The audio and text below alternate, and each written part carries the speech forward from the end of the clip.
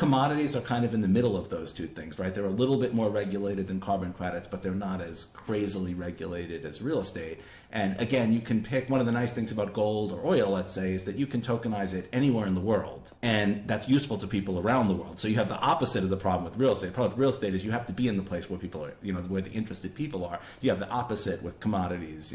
You can build your commodities, you can base them in any friendly regulatory regime. And there are friendly regulatory, obviously the US is not one of them, but there are friendly regulatory regimes. Things like loyalty programs and things like that. Also like have a shorter path. And then the other thing that can happen is like once somebody does it in these friendlier areas like art and collectibles or commodities or carbon credits or maybe even mortgages, like in a friendly jurisdiction, then you can make the argument to regulators when you want to do things like real estate, where obviously it's a much harder path, but you have more of a proven track record. You can more, it's not as speculative. You don't look like a person who's trying to, who has a solution in search of a problem. You have a demonstrated solution that they can see applies to their problem. There's a project in the XRP ledger space called Homecoin, which is trying to build a sort of mortgage-backed stablecoin, which is kind of less complicated than tokenizing real estate, but targets similar use cases. We're heavily involved in carbon credits and have invested around or pledged to invest around $100 million on companies like Carbon Cure. So, and we're involved in the EHKD, the Hong Kong